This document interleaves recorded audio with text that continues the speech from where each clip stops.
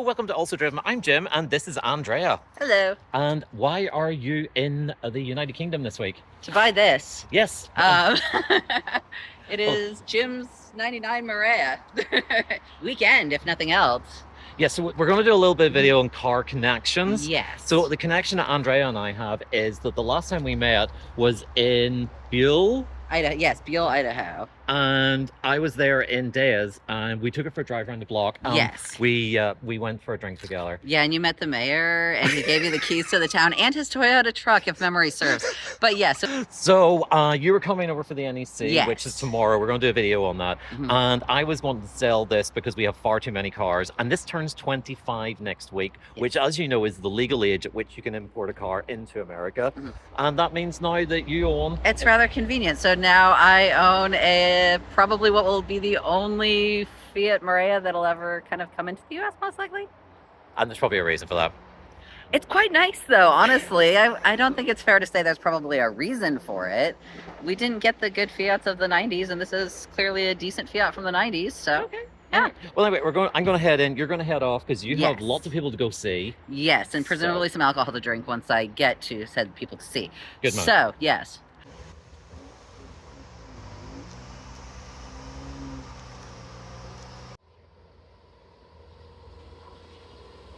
Obviously, as Andrea's American, we had the guys that owned this.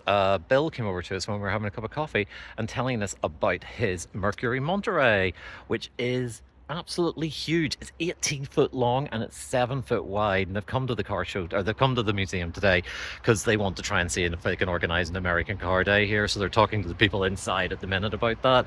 But obviously, American cars are absolutely massive, but a few of them have unusual features, like there was a Ford in the 1950s that had a folding hardtop. This one has a smoker's window. So this window is canted backwards like that is on the Ford Anglia, because it's kind of like a styling theme of Fords at the time. But unlike the Anglia, it's electrically powered. So that's an electric window. So it's when you're smoking in the back of the car, you can press a button on the dashboard and that rear window lowers down into the bulkhead between the rear seats and the boot, or the trunk as I should say. And it means once you open the little quarter lights at the front and you open that at the back, anyone smoking in the car, the smoke will just pass straight through. They really don't make them like they used to. Although it's probably a good idea because in the event of an accident, everything in this car would harpoon you. This is the USP of the Great British Car Journey, which is that you can come here and they have a selection of cars that you can actually drive in the grounds outside. And they unfortunately don't have the two cars that I'm interested in, but their tagline is drive the car your father drove. So let's go and have a look at some of the cars that are involved with my dad. Car number one, a 1950 Morris Minor with the low lights down below and the split windscreen convertible. So this was my dad's first ever car. He was really into motorcycles, but after he had a few near misses, he wanted to get something with a little bit more bodywork. So we'll have a quick look around this. So this is the Morris Minor fascia that we mostly associate with the car, with the headlights quite high up and a one-piece front windscreen. But the car wasn't really launched like that. This is how the early ones were launched, the little bullnose ones with the low lights. So the lights are much further down, and they would have had a split windscreen to save money. Cuts down on the amount of glass required. Also, you'll kind of notice it doesn't have a lot in the way of lights. So if you kind of look down the side here, we'll try and get in and have a little look at it. It has trafficators. Now, how trafficators work is that when you move the little lever in there to say that you want to turn left or turn right, it actually operates cables, which pull those little levers up, and then your indicators at the end of it. And that's how they light up to let you know you're turning. The only fly in the ointment is that if you open the door and try and get in and out of the car, you will snap them off. Yeah, as you can see, compared to a modern car, they have very little in the way of any form of lights on it. It's quite minimalistic back there. Although I have noticed, in the sake of safety, someone has fitted some extra indicators at the bottom down there. But this is just absolutely beautiful inside. It's lovely restoration, very good quality hood. The side are just leather and plastic, So you can take those out. So it is kind of full convertible.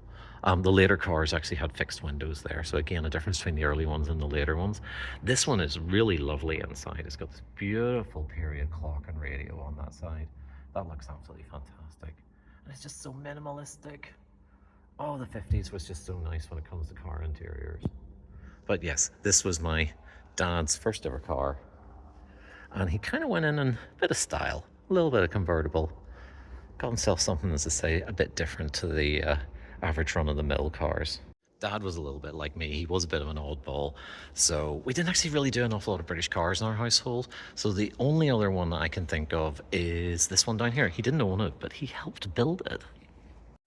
So this car needs absolutely no introduction. It's the 1981 DMC-12, the DeLorean, which was made in Belfast. Now you can probably see where the connection comes from here because of my accent. So these are the Giugiaro designed, Lotus engineered, mid-engine gull-wing sports cars. I'm sorry I said it needed no introduction, but just in case you have been on Mars for the last 50 years, thought I'd fill you in. So what happened was these cars were built in Belfast, and they were a really interesting cross-community project because there was a lot of people from both sides of the community were involved in the production of the vehicles. The factory was in West Belfast. And my dad lived about maybe about 10 to 20 miles away, and he got a job in the factory. And I'll show you what it was that he used to do.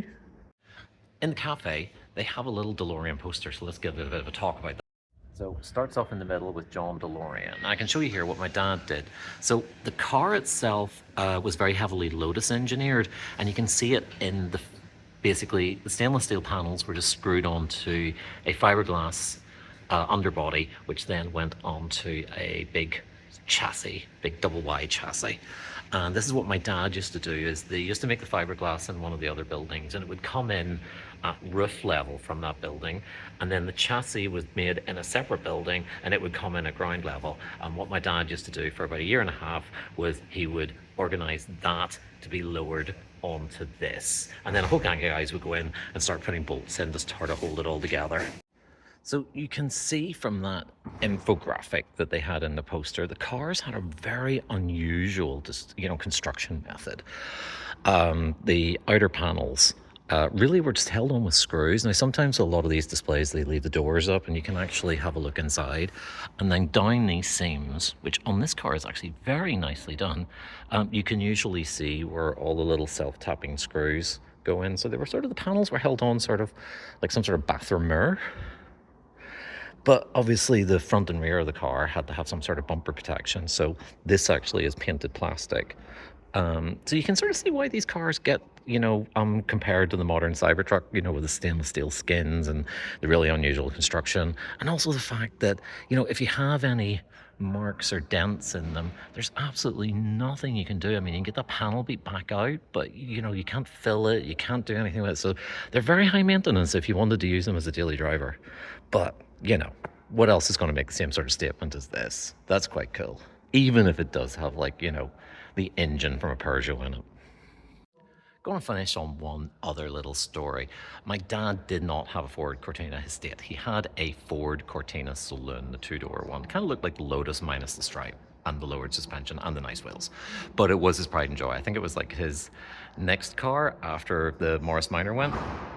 And there's one little story about the car that John told me one time, which is that obviously we're from Belfast, and the 60s and early 70s was quite a interesting time to be alive in Belfast. So there was a situation one night where he had to go up onto the little streets between the Shankill and the Falls and rescue some family members from a sort of a bit of a, what would you say, situation.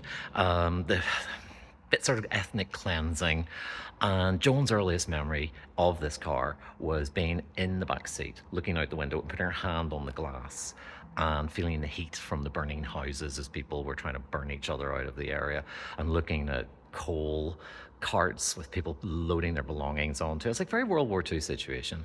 And my dad went and he went and got his great uncle and his great aunt and brought them out of the situation. But the bizarre thing is, it's only as Joan sort of has got older she realized that he brought her along because he thought that they wouldn't set his new Ford Cortina on fire with a child in it. Yes, families are strange. Anyway, thank you for joining me in my little trip to the Great British Car Journey. We're going to be going off to the NEC tomorrow, so we'll do a little video on that. Sean will be joining me for that one.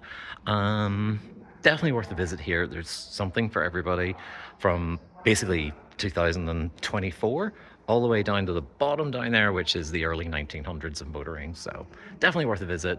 Come along, do an annual subscription, come to some of their open car days, then drive some of their cars. Anyway, thank you very much for watching, and we'll catch you in the next one.